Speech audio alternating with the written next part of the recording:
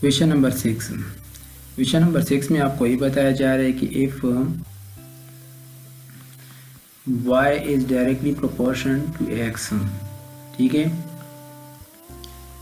x के directly proportion है, and y और x की वैल्यू आपको दी है, ठीक है। ये k की वैल्यू मालूम करने के लिए है, ठीक है, जो कि कांस्टेंट है, ठीक है। अच्छा, तो इससे इक्वेशन क्या आएगा, y इक्वल टू के एक्स आएगा ना, ठीक है।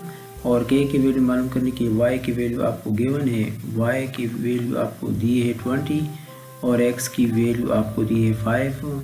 अब k की वैल्यू जो है ना वो हम मालूम करेंगे, ठीक है। अच्छा, तो इधर देखें, यहाँ पर ये दोनों वैल्यूज हम यहाँ इस इक्वेशन में रखेंगे। 20 के अननोन है और x की वैल्यू 5 है। बोथ साइड्स हम 5 पर डिवाइड करेंगे, ठीक है। अब इसे क्या आता है, इसे 4 आता है, मतलब k की वैल्यू 4 है। अच्छा, फर्स्ट पार्ट में आपको ये बताया जा रहा है कि find an equation connecting x and y। जो x एंड y है ना, ठीक है, इन दोनों के दरमियान जो इक्वेशन बन रहा है वो आप लिखिए। इक्वेशन हम लिखने जा रहे हैं, ठीक है। अब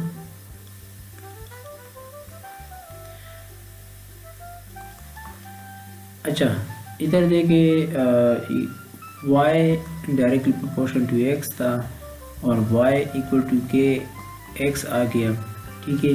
तो इधर k की वैल्यू क्या है, 4 है, तो y इक्वल टू 4x आ गया, जो कि इक्वेशन।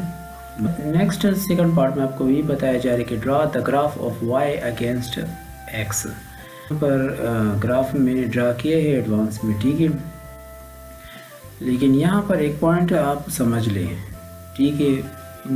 y अगेंस्ट x मतलब यहाँ पर शुरू में ना x is directly proportion to y है, मतलब y is directly proportion to x है ना, तो y is directly proportion to x है। तो इसका ग्राफ हम कैसे ड्रा करेंगे, कुछ इस तरह ड्रा करेंगे। इसे इक्वेशन आता है ना, y इक्वल टू के एक्स आता है ना, ठीक है। k की वैल्यू लेट सपोज हम रख लेते हैं 1।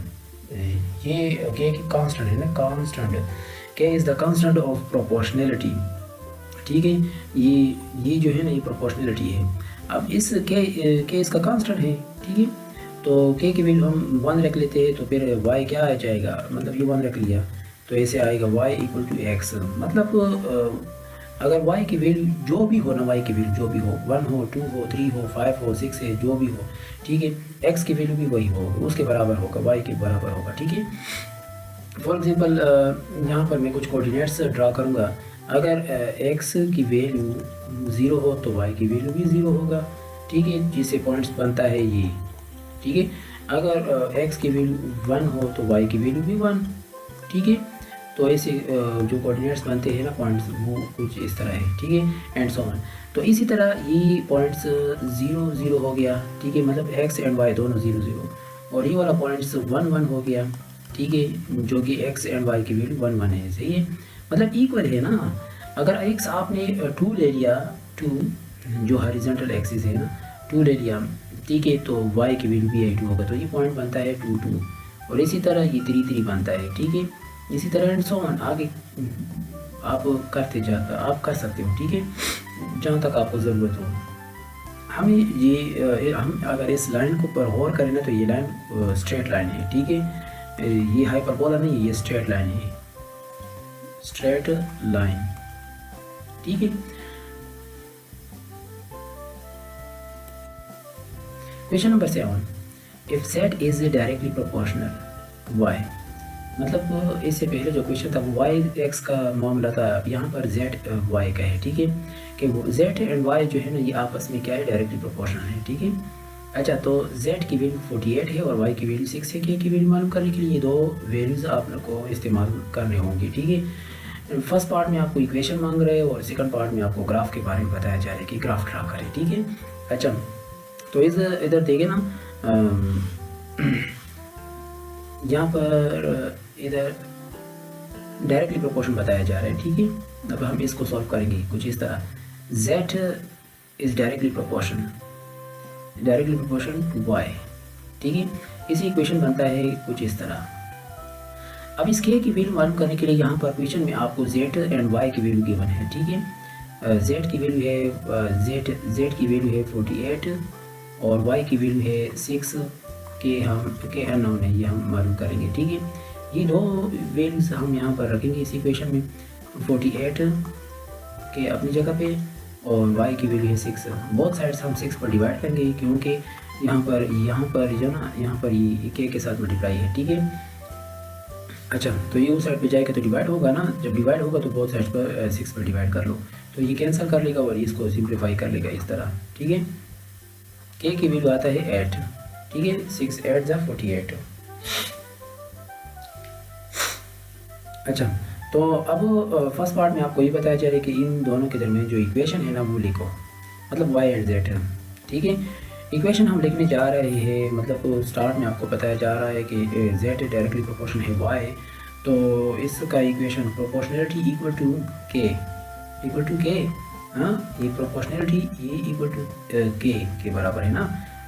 अच्छा, तो अब इधर k की वैल्यू हमने मालूम की है, तो इसकी जगह पे हम 8y लिखते, तो ये आपका इक्वेशन बन गया।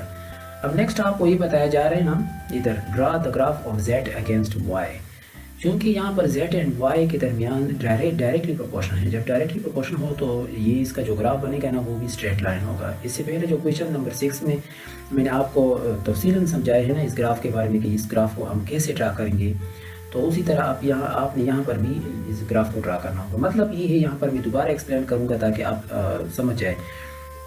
तो z डायरेक्टली प्रोपोर्शन y है। अब इसे इक्वेशन बनता है k y और k की जगह पे मैंने रख दिया 1, तो इससे z इक्वल टू y आता है। तो इसका मतलब ये हुआ ना, इसका मतलब ये हुआ अगर z की वैल्यू आपने 1 रख दिया तो k की वैल्यू भी आप 1 रखोगे, तो 1 मतलब k की वैल्यू भी यहाँ 1 के बराबर होगा। इससे पॉइंट्स बनते हैं मतलब 1 1, ठीक है। और इसी तरह अगर z की वैल्यू आपने 2 रख दिया 2, तो y की वैल्यू भी आप 2 रखेंगे, मतलब 2 के बराबर है ना, ये 2 हो गया फॉर एग्जाम्पल, तो ये भी 2 हो गया ना।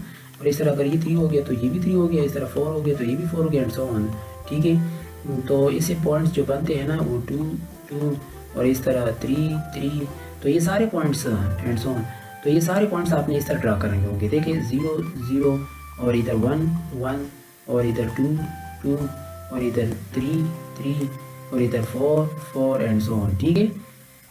तो इन सारे पॉइंट्स को आपने आपस में मिलाने होंगे, ठीक है, जिससे एक स्ट्रेट लाइन बन जाएगा। ये स्ट्रेट लाइन ये डायरेक्टली प्रोपोर्शन का ग्राफ रिप्रेजेंट करता है, ठीक है।